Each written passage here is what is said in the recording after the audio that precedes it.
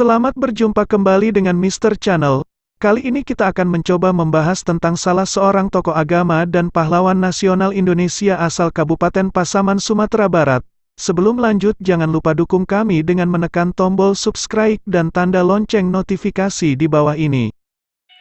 Tuanku Imam Bonjol lahir pada tanggal 1 Januari pada tahun 1772 Masehi, di Bonjol Kabupaten Pasaman, Sumatera Barat, dan wafat dalam pengasingan yang dilakukan oleh Belanda di Lota Pineleng, Minahasa dan dimakamkan di sana pada tanggal 6 November tahun 1864 Masehi.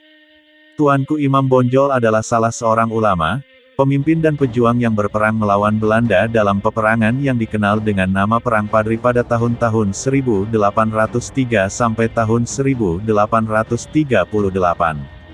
Tuanku Imam Bonjol kemudian diangkat sebagai pahlawan nasional Indonesia berdasarkan SK Presiden RI nomor 087 TK tahun 1973, tanggal 6 November tahun 1973. Tuanku Imam Bonjol bernama asli Muhammad Syahab, dan merupakan putra dari pasangan Bayanuddin Syahab ayah dan Hamatun ibu. Ayahnya, Khatib Bayanuddin Syahab, merupakan seorang alim ulama yang berasal dari Sungai Rimbang. Melansir dari laman resmi Kabupaten Banjarnegara, Tuanku Imam Bonjol adalah pahlawan yang dikenal berjuang di Perang Padri. Perang tersebut terjadi selama 18 tahun dan meninggalkan luka bagi orang Minang dan Mandailing atau Batak pada umumnya. Perang ini terjadi karena keinginan di kalangan pemimpin ulama di Kerajaan Pagaruyung untuk menerapkan dan menjalankan syariat Islam sesuai dengan Ahlus Sunnah wal Jamaah Sunni, yang berpegang teguh pada Al-Quran dan sunnah-sunnah Rasulullah Shallallahu Alaihi Wasallam. Kemudian pemimpin ulama yang tergabung dalam Harimau Nan Salapan meminta Tuanku Lintou untuk mengajak yang di Pertuan Pagaruyung beserta kaum adat untuk meninggalkan beberapa kebiasaan yang tidak sesuai dengan Islam. Dalam beberapa perundingan tidak ada kata sepakat antara kaum Padri, penamaan bagi kaum ulama, dengan kaum adat. Seiring itu di beberapa nagari dalam kerajaan Pagaruyung bergejolak, dan sampai akhirnya kaum Padri di bawah pimpinan Tuanku Pasaman menyerang Pagaruyung pada tahun 1815, dan pecah pertempuran di Koto Tangah dekat Batu Sangkar. Sultan Arifin Muningsyah terpaksa melarikan diri dari ibu kota kerajaan ke Lubuk Jambi. Pada tanggal 21 Februari tahun 1821, kaum adat kemudian bekerja sama dengan pemerintahan Hindia Belanda berperang melawan kaum Padri dalam perjanjian yang ditandatangani di Padang. Dari hasil perjanjian tersebut Belanda mendapatkan kompensasi atas penguasaan wilayah di pedalaman Minangkabau. Karena hasil perjanjian tersebut, pasukan Padri melawan dengan tangguh.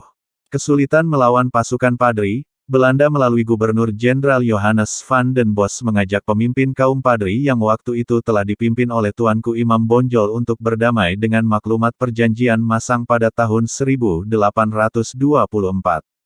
Terjadi perubahan perang pada tahun 1833 di mana perang berubah menjadi antara kaum adat dan kaum Paderi melawan Belanda.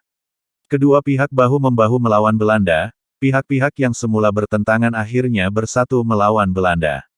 Semakin lama Belanda semakin kuat dalam Perang Padri hingga pada Oktober tahun 1837, Tuanku Imam Bonjol menyerah kepada Belanda. Menyerahnya Imam Bonjol diikuti dengan kesepakatan bahwa anaknya yang ikut bertempur selama ini, Nali Sutan Caniago, diangkat sebagai pejabat kolonial Belanda. Tuanku Imam Bonjol dibuang ke Cianjur, kemudian dipindahkan ke Ambon dan akhirnya ke Lota, Minahasa, dekat Manado. Di tempat terakhir itu ia meninggal dunia pada tanggal 8 November tahun 1864. Tuanku Imam Bonjol dimakamkan di tempat pengasingannya tersebut. Atas jasa-jasanya dalam Perang Paderi, Tuanku Imam Bonjol diapresiasi atas jasa kepahlawanannya dalam melawan penjajahan. Tuanku Imam Bonjol diangkat sebagai pahlawan nasional Indonesia sejak tanggal 6 November tahun 1973. Dan demikianlah kisah perjuangan Tuanku Imam Bonjol ini, Mr. Channel kisahkan. Semoga bermanfaat, dan bagikanlah kisah ini ke teman ataupun kepada saudara-saudari Anda. Terima kasih, semoga sehat selalu, dan panjang umur, serta dimudahkan rezekinya. Amin ya rabbal alamin.